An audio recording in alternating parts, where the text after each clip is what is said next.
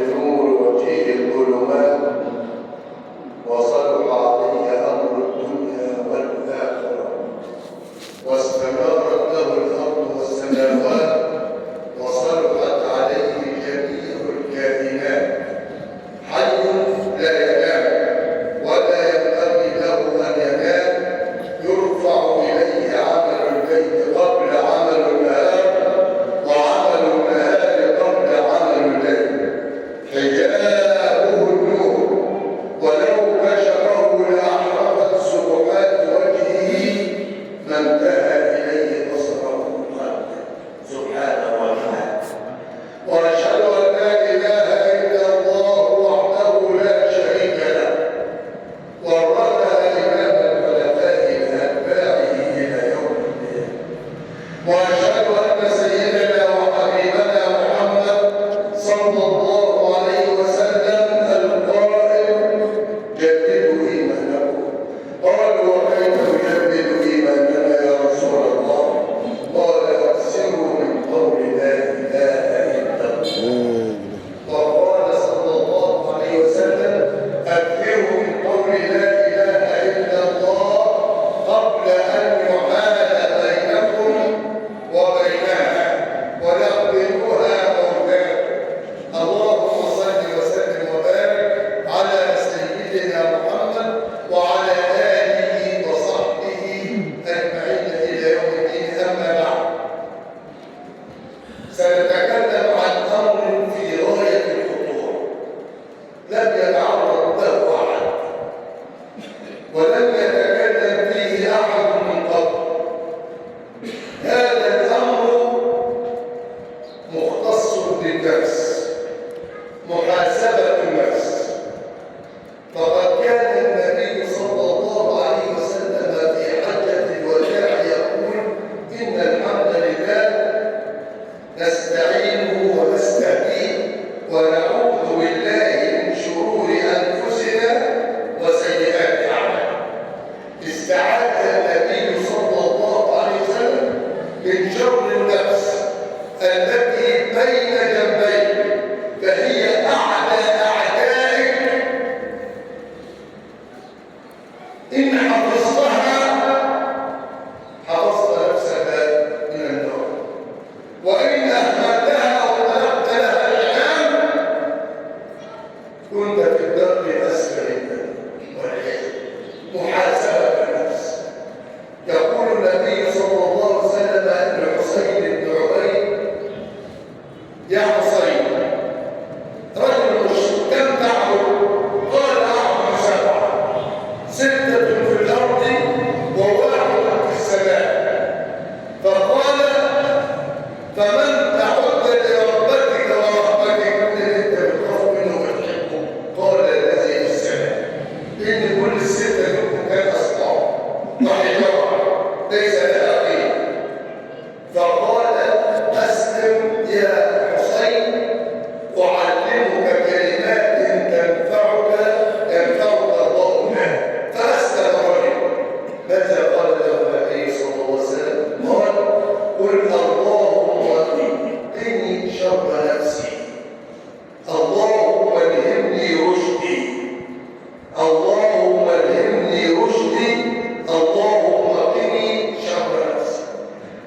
فكان النبي صلى الله عليه وسلم يستعيذ من شر النفس، لأن النفس قاطعة بين القلب وبين الوصول إلى ربه تبارك وتعالى، وأنه لا يدخل عليه ولا يوصل إليه إلا بعد إماتتها والانتصار عليها.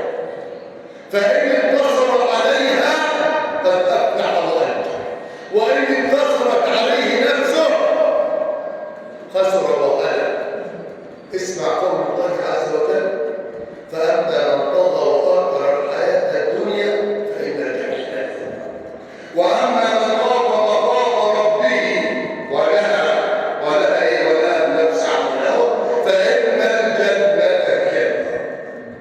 فإن الجنة هي النار. وصف الله عز وجل النفس في القرآن الكريم ب3 صفات: النفس المطمئنة، والنفس الأمارة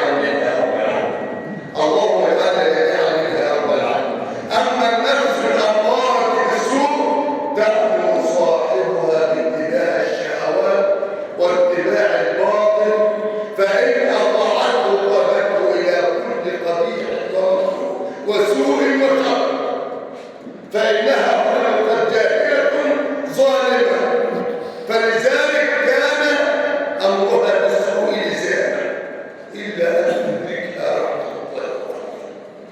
أما النفس اللوامة فهي التي تندم على ما فات وتلوم عليه، كما قال ابن عباس: النفس تندم على نفسها أو تلوم على نفسها يوم القيامة، فإن كانت محسنة ندمت أن لا تكون ذات إحسان، وإن كانت مسيئة تندم أن لا تكون قد رجعت عن إساءتها. لذلك يمكن أن تكون النفس في وقت واحد تارة المطمئن وتارة اللوام وتارة الأمارة بالسوء. فعندما تجمع النفس ولا يوقفها الضمير وتأخذ حلالها وحرامها، إذا كانت نفس تبع الشهوة يبقى نفس أمارة بالسوء عزلها. أما إذا فعلت الفعل وندمت عليه ولامت نفسها فهي نفس اللوام. أما إذا لم تفعل ذلك وكانت مطيعة لله عز وجل خالقة واجلة دائما من الله فهي النفس المطمئنة. لذا قال النبي صلى الله عليه وسلم: الكيس من دان نفسه أي حاسب نفسه وعمل بما بعد الموت، والعاجز من أتبع نفسه هواه وتمنى على الله. لذلك قال عمر بن الخطاب رضي الله عنه: حاسبوا أنفسكم قبل أن تحاسبوا، وزنوا أنفسكم قبل أن توزنوا، وتزينوا ليوم العرض الأكبر يومئذ تعرضون لا تخفى منكم خافية. فالنفس كالشريك الخوان الشريك الخائن إن لم تحاسبه لها بمال، والنفس إن لم تضيق عليها وتنتصر عليها وتميتها أوردت المكان. قال الإمام أحمد في مسنده عن وهب على العبد أن يغفل عن 4 ساعات: ساعة يناجي فيها ربه، وساعة يحاسب فيها نفسه، وساعة يخلو بين أصحابه الذين يبصر له بعيوبه، وساعة يخلي بين نفسه وبين شهواتها وبين ملذاتها. فلذلك لابد أن تشارك على النفس حفظ الجوارح الأربعة. إيه الجوارح الأربعة؟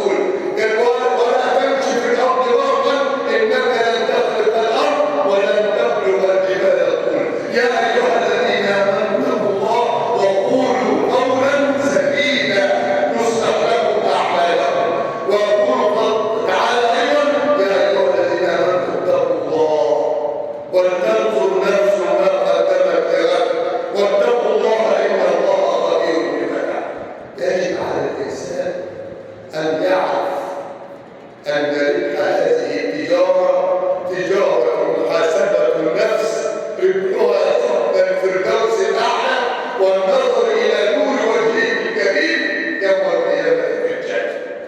وخسرتها ثم تطغي نفسي على هواها تقبل الحرام وتقبل الحلال وتنظر الحرام وتنظر كل يعني سيدفع الإيه؟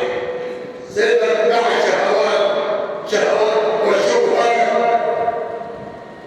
خسرتها دخول النار والحجاب عن الرب الجبار.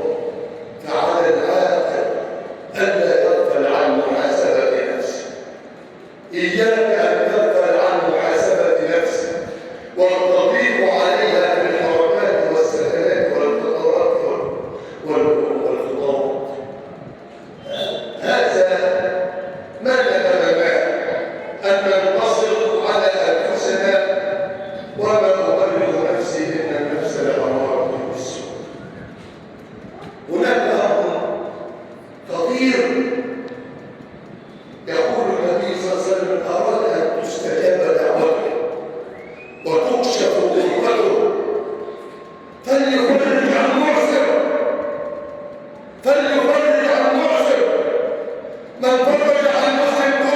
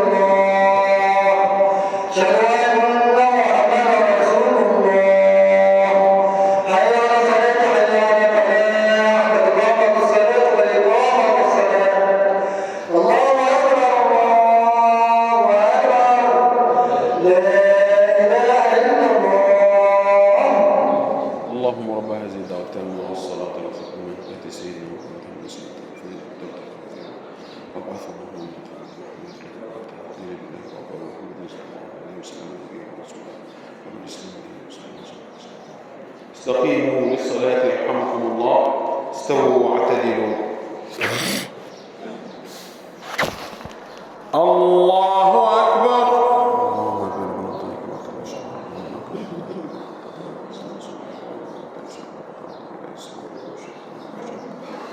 بسم الله الرحمن الرحيم. الحمد لله رب العالمين الرحمن الرحيم مالك يوم الدين. إياك نعبد وإياك نستعين. اهدنا الصراط المستقيم صراط الذين أنعمت عليهم غير المغضوب عليهم ولا الضالين.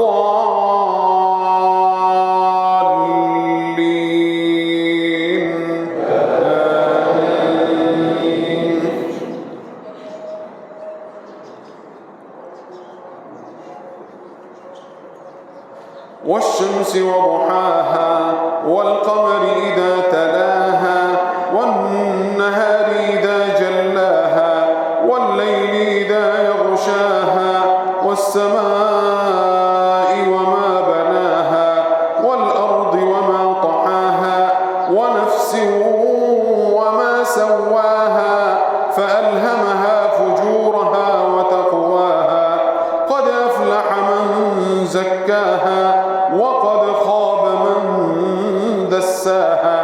كذبت ثمود بطغواها إذ انبعث أشقاها فقال لهم رسول الله ناقة الله وسقياها فكذبوه فعقروها فدمدم عليهم ربهم بذنبهم فسواها ولا يخاف عقباها. الله أكبر.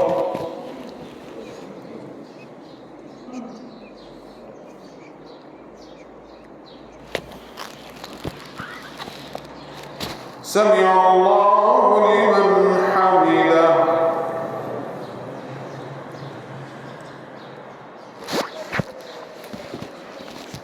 الله أكبر.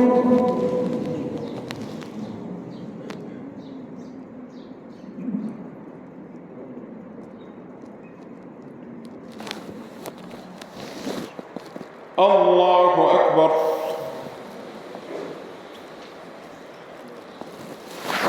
الله أكبر.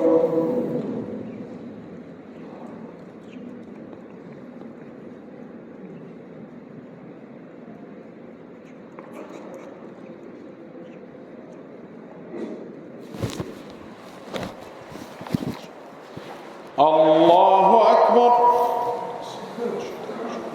بسم الله الرحمن الرحيم. الحمد لله رب العالمين الرحمن الرحيم مالك يوم الدين. إياك نعبد وإياك نستعين. اهدنا الصراط المستقيم صراط الذين أنعمت عليهم غير المغضوب عليهم ولا الضالين.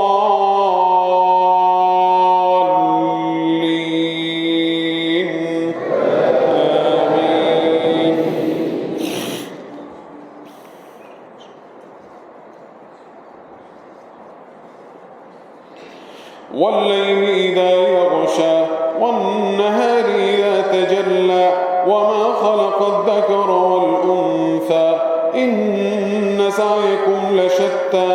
فأما من أعطى واتقى وصدق بالحسنى فسنيسره لليسرى. وأما من بخل واستغنى وكذب بالحسنى فسنيسره للعسرى. وما يغني عنه ماله إذا تردى. إن علينا للهدى وإن لنا للآخرة والأولى. فأنذرتكم نارا تلظى لا يصلاها إلا الأشقى الذي كذب وتولى. وسيجنبها الأتقى الذي يؤتي ماله يتزكى. وما لأحد عنده من نعمة تجزى إلا ابتغاء وجه ربه الأعلى.